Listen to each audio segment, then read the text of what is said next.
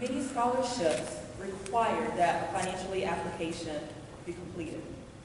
So we provide assistance with that. I used to be an English professor, and I can help with resumes for students because that's also required for scholarships. I also can help with the essays, proofreading, reaching the core message, making sure that the message is clear, scholarship questions are answered clearly. So that's just a synopsis of the services that we offer in the TRIO program. And all services are free. Again, we are funded by the Department of Education. So that's just a synopsis of it. Now to get started. There are various types of post-secondary institutions. I'm going to start with public. So with the public institutions, you have your typical 2-year college and your 4-year college or universities. They're usually 2-tier, meaning that you don't exceed the bachelor's level. At college, you get your 2-year degree or a certification in an area to enter the workforce. University, you start at your bachelor's degree, and you can also obtain a master's. Universities also have postgraduate studies. That's where you move on beyond master's. So if you want to receive a certification or a doctoral degree of some sort, that would be postgraduate level. Private universities offer more degree options than a public university or college. The difference between public and private, very simple. It boils down to the funding. Just like we have public schools, excuse me, and private schools, the funding's different. So the funder, or whatever your source of funding is, determines what programs are available, how the school is going to function, the administration. But pretty much they're about the same. So if you have a student who wants to be an educator, deciding whether you want to attend a public or a private school wouldn't be a determining factor. Because again, the difference would lie in the funding. And feel free, as I move along, if you have questions over what I say, or maybe as you follow along with the slides, as you're looking at it, if you feel as though I didn't address a component or I wasn't very clear, please stop me, raise your hand. Feel free to interrupt the questions. Things to consider, very important. You want to consider first and foremost your major. For example, Palm Beach State College and Indian River State College, they're well known for their nursing program. So it's very important to attend a school that's renowned for the major your child wants to pursue. Nova Southeastern University, for example, they're renowned for their law program. So if you have a child who wants to study law, it would be great to look at the name. The reputation helps with the networking. Attending college or university exceeds the academics. You want to make sure that your child attends a college or university where they'll have a great source of network.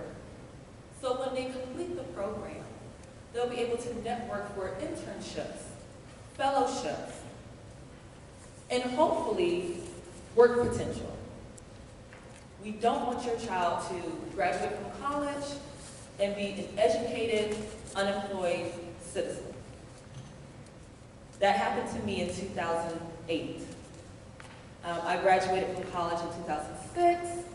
I was overqualified for every job because of the economic depression. So we want to make sure that they're building up that network, that they're reaching out and they're speaking to people, that they're volunteering, they're making themselves known. So the major, first and foremost, very important. Also, the size of the university or college, the classroom sizes, you know your children. If your child functions better in a smaller classroom setting, maybe it'll be best to start at a community college or a state college versus starting at a university. So that's a factor to consider. Also the location. Many parents, and I'm a parent myself, many parents may say, hey, you're 18, I cannot wait for you to leave. But then you start to say, oh, well, the holidays.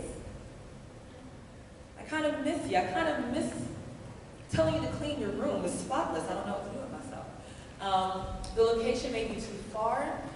Also for the student, you don't want your child to feel overwhelmed. It's a lot. You've been taking care of them for a minimum of 18 years of their lives. Boom, they're an adult learner. There's a lot of responsibility on them. So the location, will my child be okay to be independent on their own? Also, work opportunities. In this location where my child is going to attend college or university, what are the opportunities for my son or daughter? Will they be able to venture out and be successful? So that's another component to consider. Cost, obviously, for obvious reasons. You want to make sure that even if you plan ahead, you want to make sure that you're being as cost effective as possible. So if there is a university that your child wants to attend, just for the sake of attending, well, all my friends are going to be there, Mom. All of my friends are going to be there, Dad. If they can get the same quality of education at a less expensive institution, that would be something to consider. With me so far? Yes. Perfect. Okay. Athletics and extracurricular activities, that's also a plus as well. For scholarship and career opportunities. Also admission requirements. So where are your sons or daughters' GPA levels? What are their grades? What are their ambitions academically? What have they been doing? Are they prepared to enter FSU, go through the admission requirements at FSU? So these are factors to consider. What is the planned course of study? This right here is what we at TRIO assist with. We assist with selecting a major. It is very common for, I'll stop right here. Has anyone attended college before? By show of hands? Okay, great, hands down, thank you. When you first entered college, did you stick true to your initial major? Most times, you don't. This is your first time being an adult and making a decision that's very costly. It's very common for college students to change their majors. So it's important to have those conversations to get your child in the mindset of thinking, okay, what is it that I want to do, should do, for the next 20, 30, 40 years of my life? What's going to be beneficial to the lifestyle that I want to live? What's going to make me feel accomplished and satisfied in my career?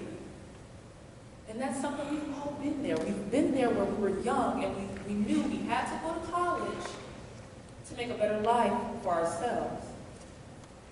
We just didn't know what that was because we were still kids. What we do at TRIO, we do assist with that. We help to get them in the mindset. There's no special formula, no pill, no medicine that can be taken where it's like, aha, I'm going to be a cardiologist.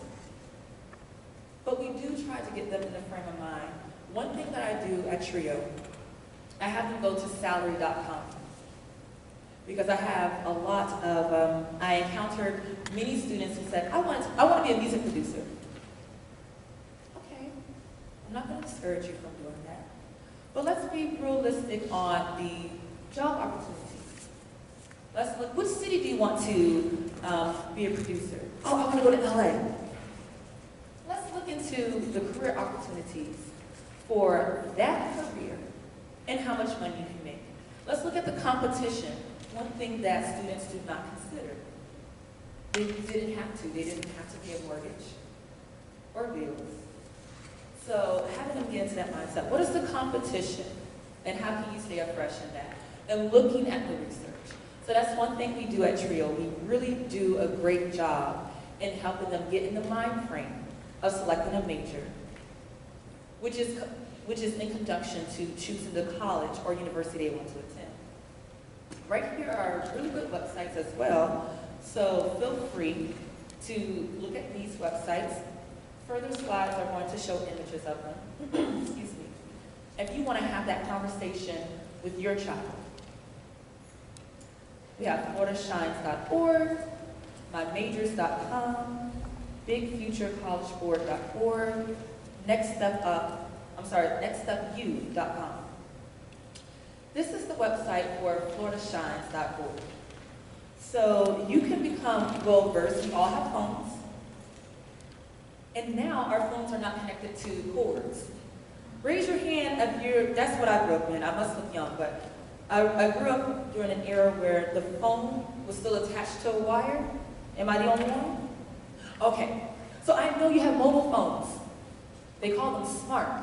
And you can use your smartphone during your lunch break, just to take a quick glance at these websites to see what they have to offer to your children, to open up the door of conversation, if you choose. Another one, bigfuture.collegeboard.org. They're user-friendly. You can click and get information that you're interested in. Another one, Big Future. And another one, My Majors. This is one that one of my colleagues used with her clients. And she said that it was actually beneficial. It starts the conversation, and it gets it going, and it gets them thinking. This, in conjunction with salary.com, very, very beneficial. And then nextstepu.com. So I encourage you to look at these websites. Hart Vista Community High School does an excellent job at providing resources. Take a look whenever you have the chance. I know we're all busy, we're all parents, but whenever you get the opportunity, I strongly encourage you to look through those websites. How are we doing so far? Good. Excellent. Thank you. Okay, so the next one, what are the admission requirements for a Florida public university?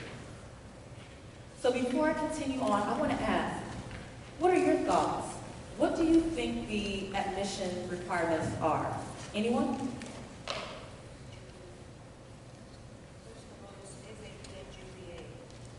SAT and GPA? Yes. Thank you. Yes, those are great factors. Anyone else? Leadership. Okay, so personal qualities. Thank you. One more. Money? Community service. Yes. Community service. For the admission process, I would say that's the registration process. We need to know, can you pay for these classes? Absolutely.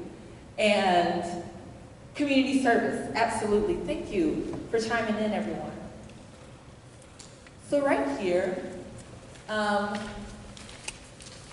GPA, testing scores, and courses are heavily factored. So it's very important and at TRIO, we do provide assistance with the SAT, ACT preparation process. We have materials, and as I stated, I once was an educator, and especially at the collegiate levels, I know what's expected, I know the level at which they should be. But these three factors here are extremely important.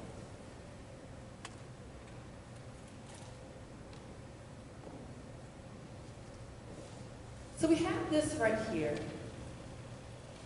And I'm going to ask Mary to help. If I say something incorrect.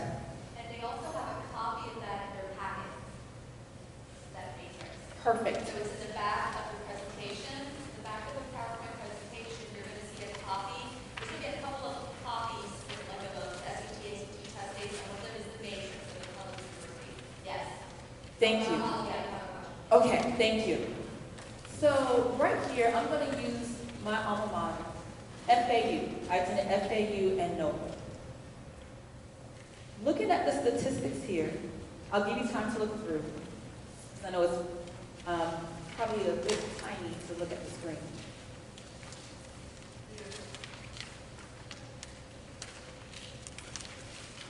Actually, she's looking at the first page after the presentation, where it says State University System of Florida Institutional Matrix as of August 2017.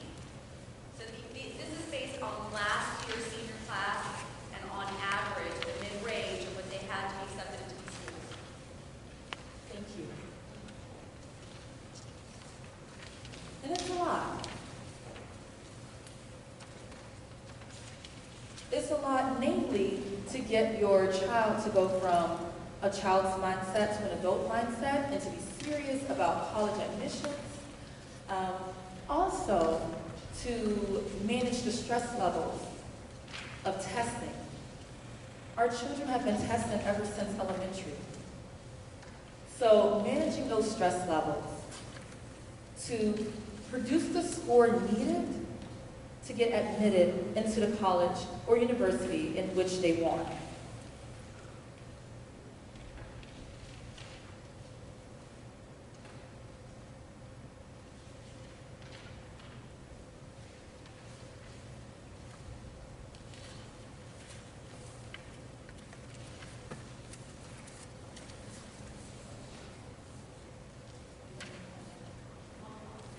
Okay. This is Just so you know how you use this as a tool, first of all, we provide this to all of our students every year. It's always updated, and it's always based on the previous year, because that's when we receive the data from that every year from the state university system. But this is the way you would kind of use this. First of all, it tells you, we'll use FAU as an example. First of all, it tells you the total enrollment. So it gives you an idea of how big schools are. Okay, so you have FAU over 30,000 compared to University of Florida, which is over 54,000.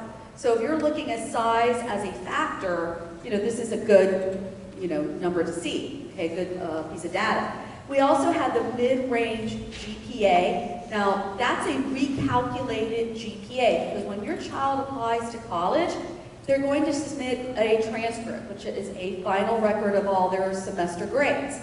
And there will be a GPA, which is the average of all their semester grades, and an HPA, which is weighted. And again, in Palm Beach County, we do weight classes that are honors, AP, ACE, all those higher level courses, we give them extra value. The colleges do the same thing. So what they're doing, when you apply for college, and when your child does in the state university system, they're going to look at the transcript, but they're going to pretty much filter out the non-academic classes. They're just looking at those academic units. You have to have a minimum of 18 academic units for a state of school here in Florida. So they're looking at your English, the math, including Algebra 2 and the Math Beyond, your science, social studies.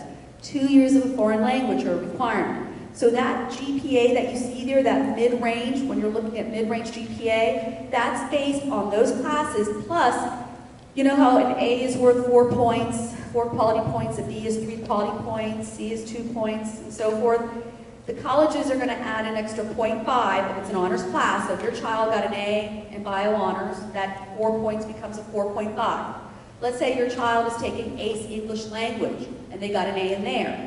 College is not going to just assign it 4 points, they're going to assign it 5 points. So they're going to assign it 1 quality point. In fact, you see we have that piece of data there too, underneath where it says mid-range GPA. It tells you how the colleges are going to award those extra points. So again, that GPA is not based on Park Vista's, Palm Beach County's GPA or HPA. It's based on what they're going to come up with. It's recalculated.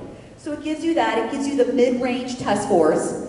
Okay, and like SAT, when you see where it says mid-range new, SAT accepted, English-based reading, writing, that's out of 800 points, and then the math is at 800 points, so that's the mid-range.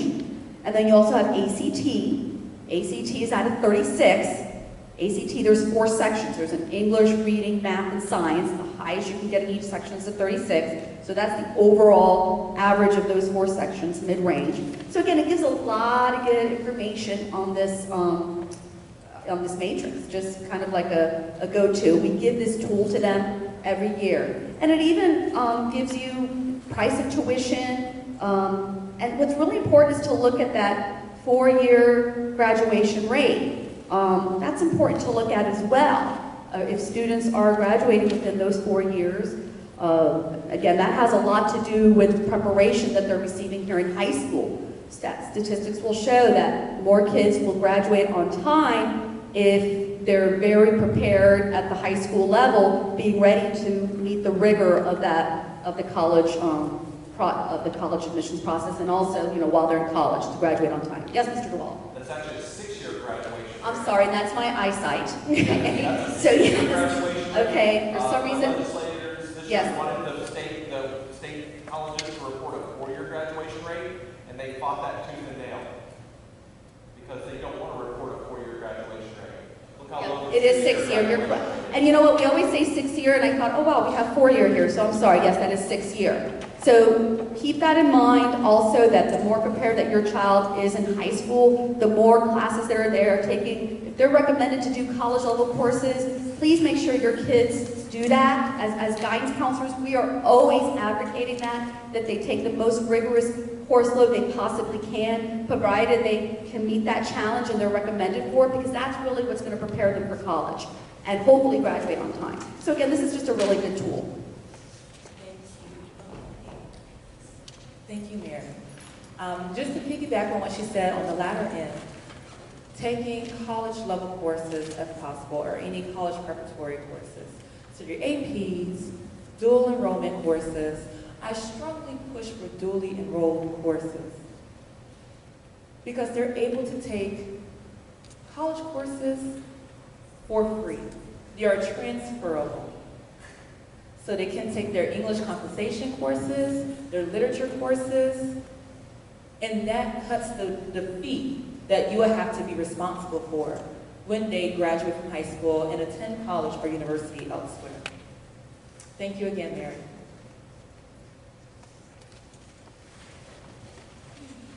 And that's just private school. Those are for private schools in the state of Florida. And that's just as an FYI, in case you're wondering what their fee range is.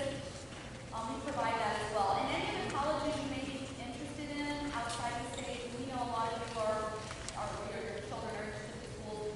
We always say, again, we have there are a lot of resources online that they can College Board is a great resource where they have a college search tool, and you can pretty much pull up a lot of profiles of universities as well throughout the nation. There's a lot of stuff online that you can find. We're just providing it here in Florida because this is what's, being the state of Florida, obviously we are able to get matrixes for those universities. But you can, again, you can research online for other schools. Thank you. And again, forgive me for my eyesight. My eyes said, don't try it this morning. But thank you for the insight. I want to piggyback on with private institutions. One thing I didn't mention is that they typically are more expensive because they get their funding from private sectors versus public universities where their funding comes from state sectors or state funding. What does a typical freshman need to get into a college like FSU? FSU is a very popular college here in Florida. And again, as Mary explained, these are statistics for Florida institutions. If you're interested in sending your child outside of Florida, that is very possible as well. But just look at here. For the 2016 applications accepted into FAU for the fall semester, the GPA mid-range was anywhere between a 3.9 and a 4.3. So that goes back to what Mary explained about the rigor. It's very important to expose high school students to collegiate rigor, to get their GPA up to par, to get them mentally prepared. The SAT, the mid-range was anywhere between 1,270 to 1,400. ACT, the mid-range, 26 to 31. So it's pretty up there in terms of just getting admitted into FSU, which is, again, a very popular university that most students in Florida would like to attend. And here's the statistics for the summer. The GPA mid-range was anywhere between 3.5 to a 4.0, meaning that if you wanted your child to start, or if your child decided to start college immediately after graduating from high school, this is what they'll be up against, producing a GPA within this mid-range. ACT and SAT scores within this range right here. College is very competitive. I know living in Palm Beach County, many people go to Palm Beach State College, which the process is super, super simple. As a matter of fact, once the application has been submitted, the student is generated a student ID, and they're considered a student. Not the case when it comes to universities. Not the case. The rigor must be there. Even if your child is in the IB, does the IB program still exist? IB does exist. Okay. We don't have it here, but it does exist. Okay, the IB program, ACE courses? That's it, yeah. There's Cambridge, which is ACE, and then IB. Yeah, we have Cambridge here. Okay, so even if you're in the Cambridge program, after taking AB courses, they volunteer at Peggy Adams, they volunteer at a hospital, they really have to sell themselves to compete, to get admitted into college. They have to compete rigorously to pay a large tuition. So that's something to consider as well. The average number of academic units for accepted students at FSU. So again, the courses that colleges look at, whether it's your foreign language, your Englishes, your math, this is what they're looking for, a total of 23 credits. And if it's competitive, making sure that the grades in these courses are high. I'm going to read this, and you can follow along in the slide and handout. Freshman requirements at FSU. Freshman admission is a holistic and selective process, and no single criterion guarantees admission. Rather, we consider all the documentation you submit, and we carefully review your academic record and test scores to ensure you are prepared for the rigorous curriculum you will encounter at Florida State University.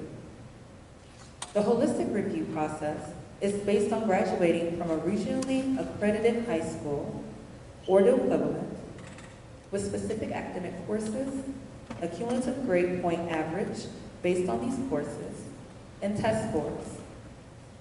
Additional factors include the rigor and quality of courses and curriculum taken, strength of senior schedule, math level and senior level, number of years in a sequential world language, and the written essay.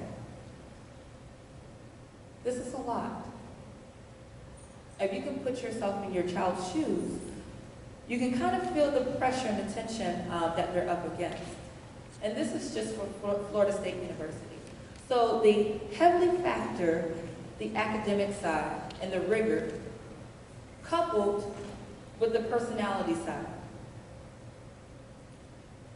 When a student enters college, it's very important, as one who has worked as a faculty member and staff at a collegiate level, they're looking for a student who can balance both academic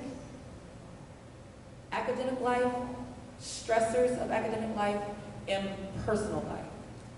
That is key. Because colleges and universities want to ensure that when they have to report their success stories, when they have to report retention rates, that they can do so confidently. I'll say that. I think that's the safest way to say it. Questions so far about admissions, the process, what your child is up against, the competition. Questions so far over anything Mary and I discussed?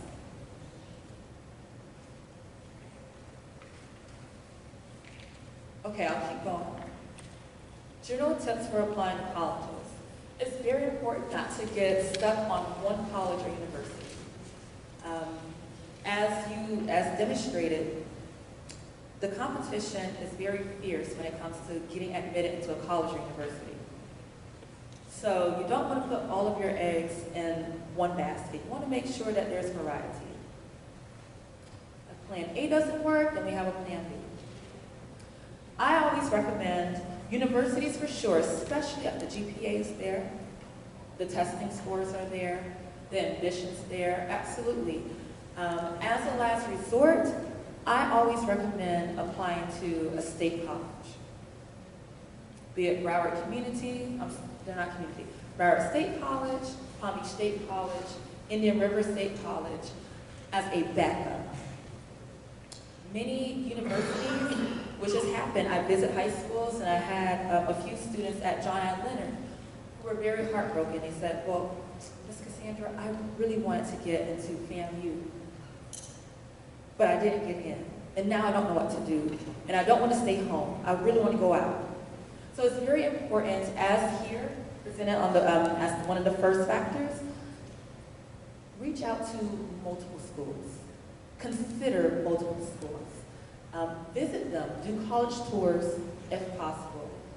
Understandable if the student wants to attend the University of Southern California.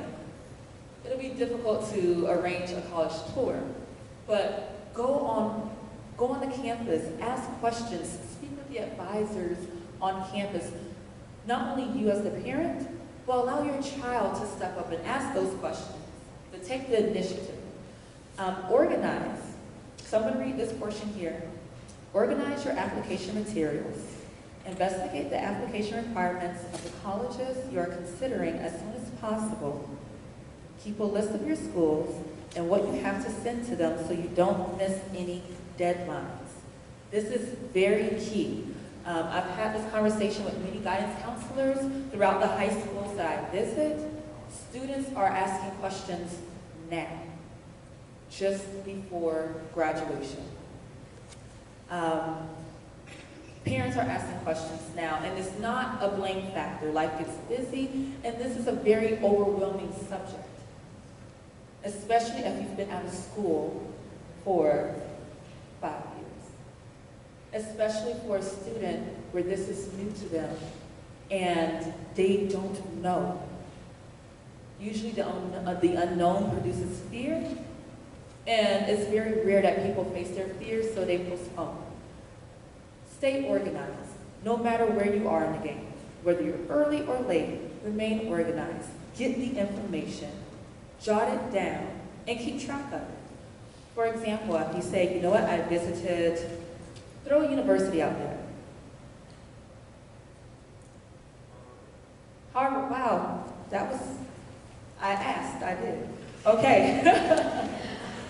Let's say, okay, you know what? We visited Harvard. We did a college tour. Take notes on what you saw. What sparked your interest? What was concerning or alarming to you? Jot that down. Something quick for you. No one else is going to read your notes but you. You're not going to turn it into a professor for a grade. Write that down. Okay, I spoke with an advisor at Harvard, and these are the factors that we have to consider. These are the materials that we have to turn in, documentation. I can say for Palm Beach State College, their admission process is super simple, as I mentioned before.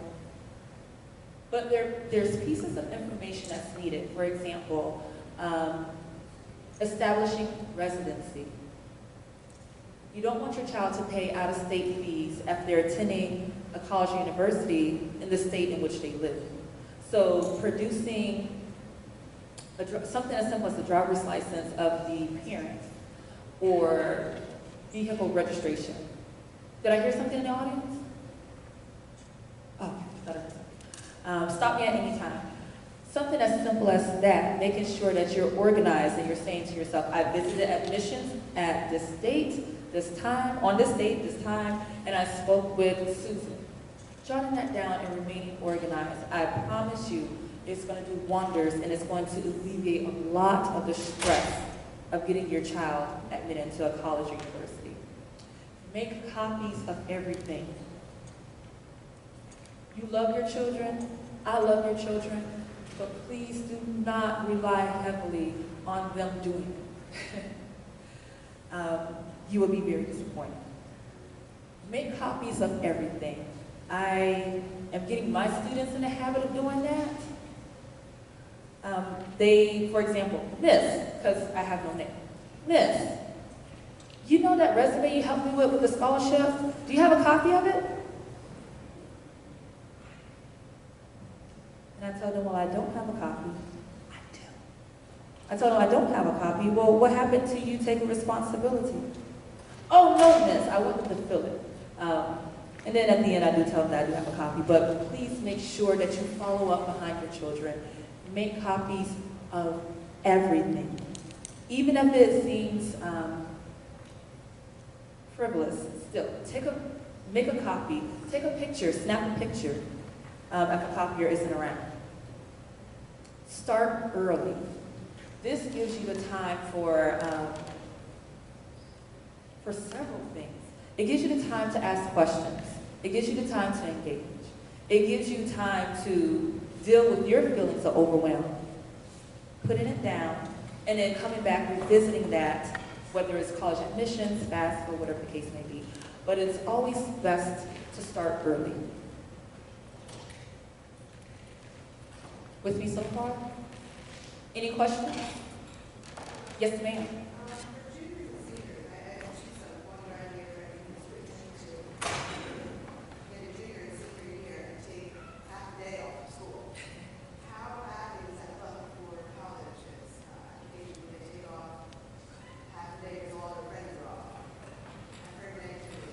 No, there's no bearing on that. And Mary, do you want to elaborate? I want to elaborate a little bit because remember, colleges want to see the rigor in the schedule.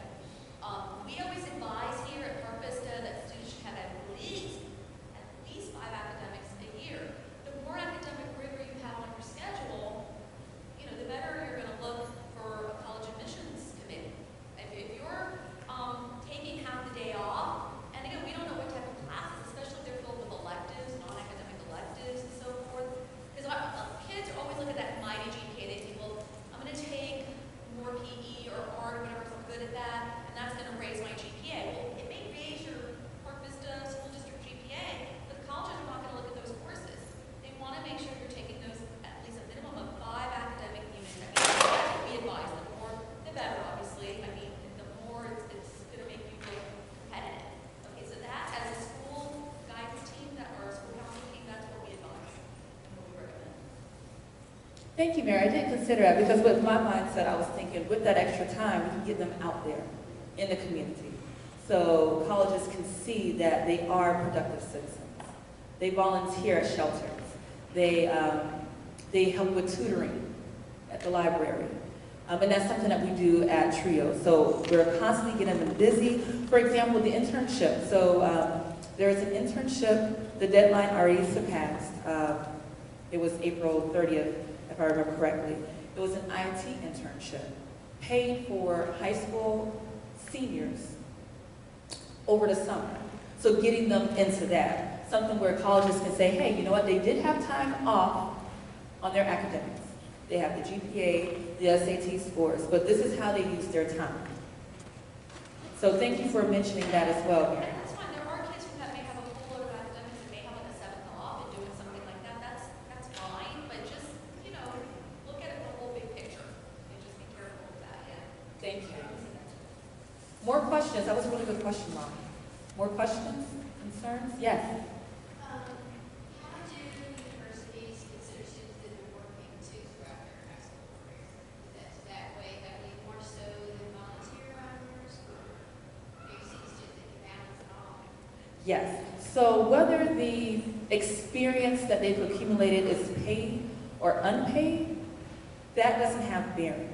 But it does look good. It's very impressive for students to show that they use their time wisely. This is what I did. And I'm very ambitious. I'm very serious about my future. And here, this is evident of my ambition. I don't know if I gave a thorough answer to your question or not. They'll look at that still as an extracurricular, correct? Yes. They can still put that on their resume. And it does wonders. What colleges want to get out of is focusing too heavily on the academics because they want to approach higher education at a holistic view. So they want to get out of heavily focusing or solely focusing on the academics and more so on the whole person as a student. Because now higher education is coming into question. What am I getting out of it? The cost keeps rising. What am I, the student, getting out of it? So there's a shift in higher education where they're starting to say, okay, we don't want scholars only. We need to make sure we're meeting the demand of an employer. An employer wants soft skills. Are you able to problem solve? Are you able to communicate?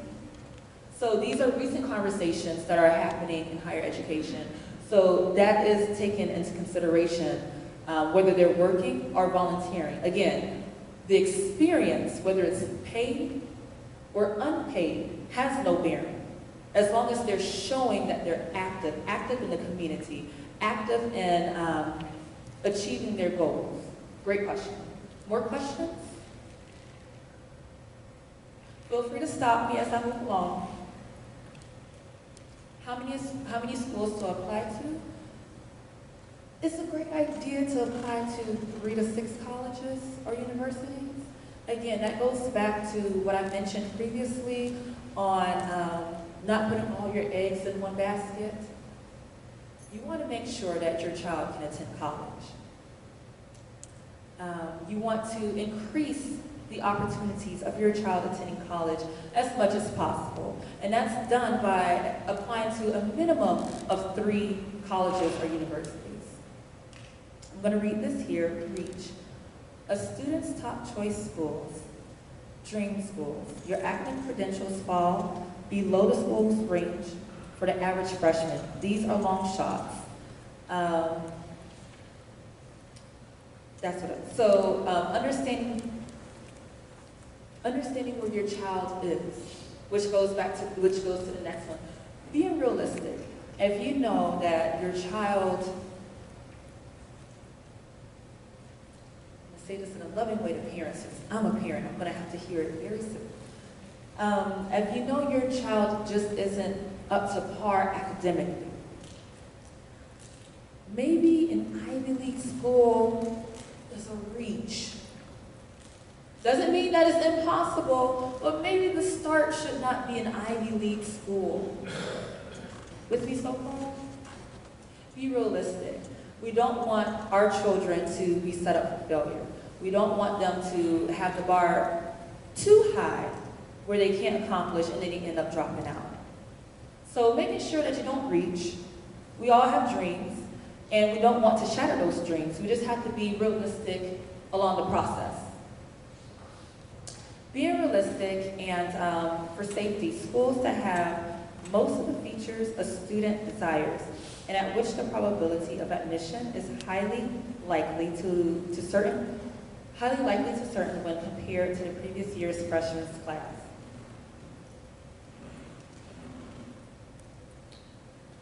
When applying to colleges and universities, apply to that dream college, that dream university. Apply to a college or university that's realistic. And then apply to a college, i.e. a state college, where you know your child can automatically get in. Without stress, without overwhelm.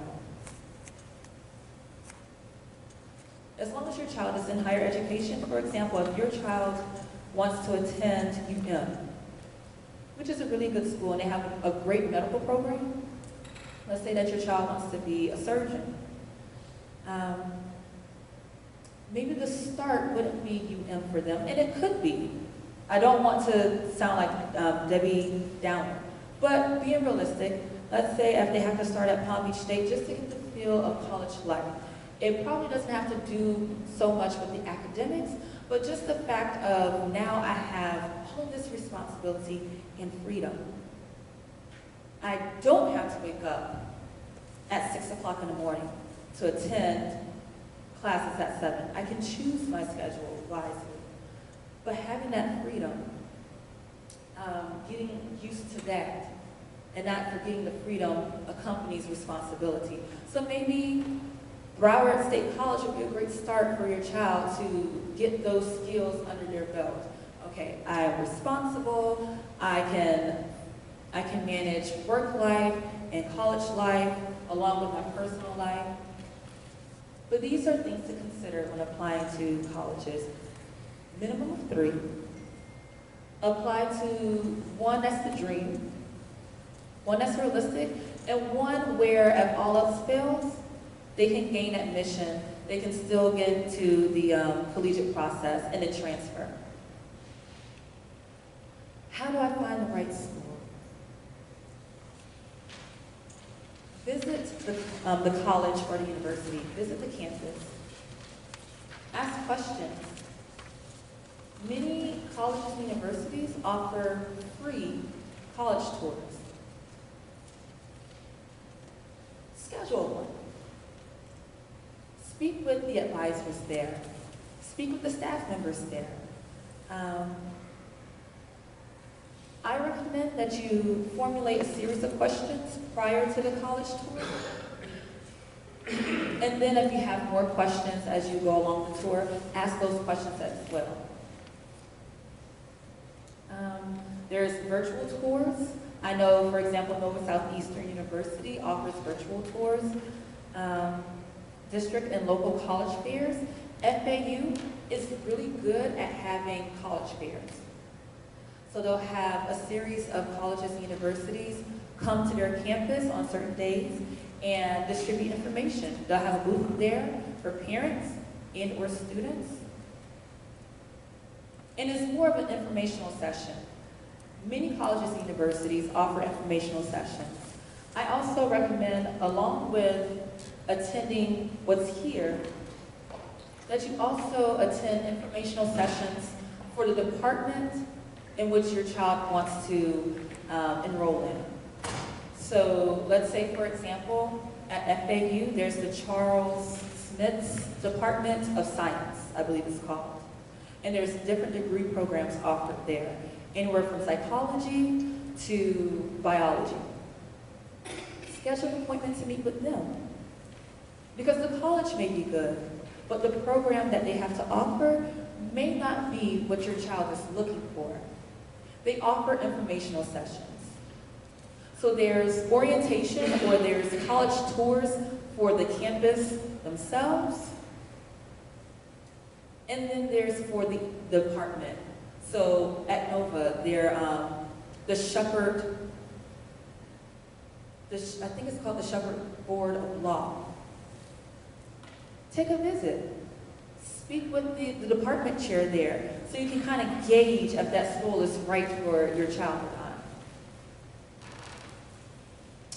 College recitation information for Florida universities. Let's see if I can enlarge this.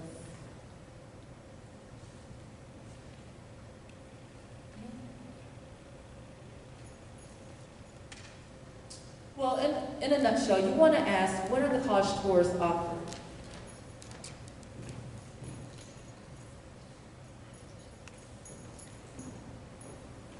In mind at the time, this is just a synopsis of what I explained before about the college tours. Making sure you attend a college tour with your child, asking those questions, asking when are they offered, making sure you're there. This is in conjunction with keeping organized. As you visit the colleges and universities, make sure you have comparison sheets. Write your information down. This helps to remain organized. Who was there, who did you speak with, and any other factors that are important to you and your child. So the application is simple, yet it's tedious. You want to make sure that you mind the deadlines. That's very important. So start early, get the information on deadlines, and track the process. this was submitted, what else is needed? Did I forget to claim Florida residency, for example? Things of that nature. You have online applications, and you have your manual applications for college. Online applications seem to be popular because you can do it in the comfort of your home. Manual applications, there's a lot of things where you're not able to download, you have to get and make copies. And this is basically, just so you know, for this part, this is just, when you apply to college, again, it's always online, most universities, but it's all an online application. This is one example, if you go on Florida State's website, you go on there, you're gonna click, apply here, undergraduate admissions, you just follow along, when you apply for college, go through every prompt and everything, your student's gonna do that, obviously, but this is just an example, you go online and what the website looks like and so forth, so that's. Thank you. Several screens, I think, for that. Yeah, so you, office of admission, undergraduate application, you apply, again, when your child applies for college, they're gonna set their password, user ID, so this, they're gonna be going back and forth through the application. Very rarely is it a one-shot deal, okay? Because they have to do an essay and so forth, so they wanna make sure when they start applying for college that they write down their password and user ID for every application. Hopefully, they can keep it the same for consistency. Make sure they start writing that down. And also, another advice that we have is they need to start using their email going into their senior year especially, because they're going to be getting information from those universities that they're applying to. And many times that's how, most often, that's how they're going to find out whether they're admitted or not. So they need to start always getting into the habit of doing that and making sure they're keeping track of their passwords, ID, and so forth. And that's basically what we have, just to show you what it looks like. In the essay portion, it's very, very important to have an essay accompany the application. We help with that at TRIO. Also, sending transcripts. Heart Visa does an excellent job at providing resources, again, on the how-tos of anything, whether it's how to search for scholarships, how to send transcripts. This right here, The service that we use for transcripts, which is Parchment, parchment.com. So when your child applies for college and they need to send a transcript, that's the processing service. So they're going to go on parchment.com and follow the directions. We also have instructions on how to do that in our guidance. And also on our school website, on the Park Vista website, if you click guidance, you will also see instructions on how to submit a transcript. Under transcripts, for that tab. so a lot I'm going to pass by just to mind the time. We also have in your packet regarding SAT and ACT, the time to start taking those is the spring semester of their junior year. So many of you may have junior students right now. Hopefully they're signing up or they've signed up for a retake. They may have taken the SAT in March because we gave a free one. Hopefully they signed up for an ACT as well because colleges will look at either or. One is not preferred over the other, but they should at least do it at least one time each, and then their retakes, depending on, they may feel strongly about retaking both, or maybe they want to stick to one test. But they should be, if you have a junior student, hopefully they're signing up for a retake. And we have a list of the test dates for next year in your packet as well, for SAT and ACT. Thank you. That covers what I was going to say. Thank you, Mary. You're welcome. Letters of recommendation. They're not necessarily required, and if they are, you want to make sure that they get those as soon as possible. It's never too early. You never want to procrastinate, so keep that in mind. It's never too early, but you never want to procrastinate. We assist at TRIO. We assist with the resume portion, and we assist with guiding them with the letters of recommendation. The application fees are much cheaper than when I was in college. They're about $35 to, I would even say $60, because I helped a student at South Tech Academy for university and she had to pay $60. But that's typically around the range that you'll have to pay for the application fee.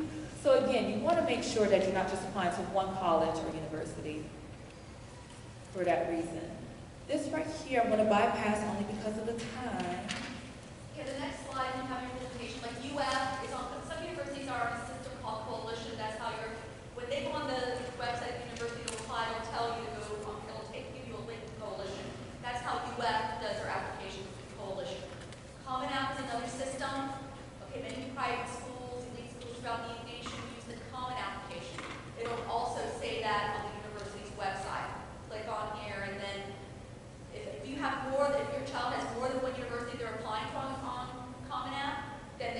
from those schools, and it'll be one application.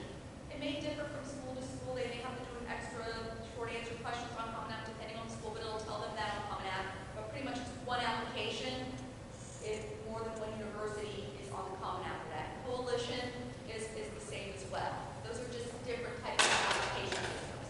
Again, most universities have their application on their own website. Either way, it'll tell you the website. Exactly. Right here, just a few resources to help you with your search. There's Florida Multi-Search Engine, Enlighten.me, so KFix, really good. A list of informative websites right here that you may want to check out. Other resources, please, please, please.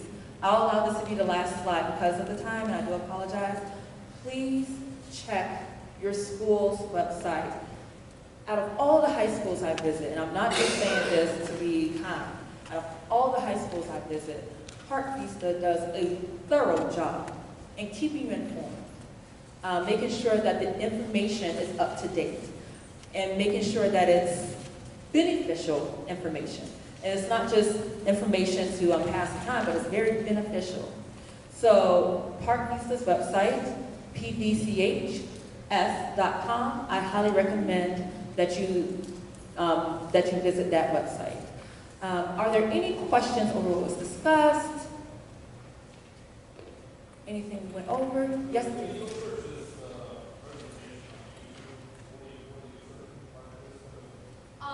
Ms. Stair, the presentation is going to be on our school website, not just on YouTube, correct? Right. Yep. Yeah, it'll be able to guide. They'll link directly to you. Yeah, there'll be a link there that'll take you to YouTube, so you don't have to, search on YouTube itself. It's under presentation. Again, that guidance section. Thank you. Are there any other questions or concerns you'd like me to address?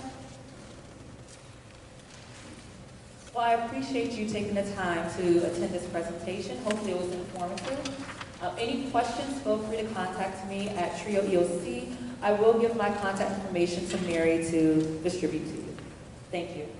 And if you would like her information, you can email me at mary.turner@palmbeachschools.org. Yes. Okay, and if you're interested in her services, she has an application. So just email me and I will forward you the application. No application fees. There you go. This is free. This is a free service. She's been helping our students. She's been coming in periodically during lunchtime for the past several months and helping our students with college applications, with scholarship searches. And it's free. Okay, you need to take advantage of these resources. And she's going to be coming back. I'm going to plug this as well for next year. We always have a financial aid night presentation where we usually have someone coming in to discuss the FAFSA, the pre-application for federal student aid.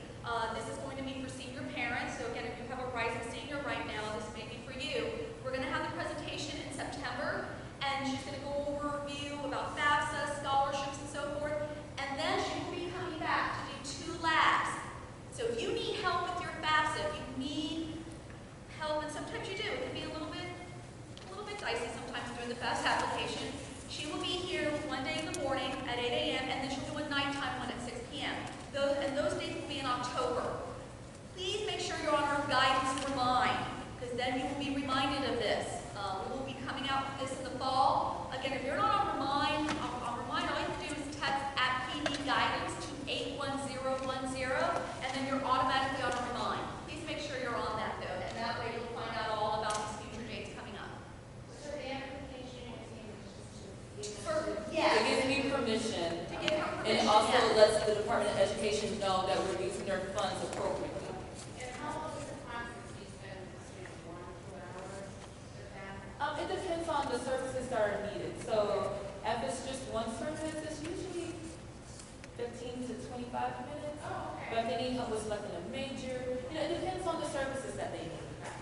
You'll be here on Monday. Yes, I will be here Monday during their lunch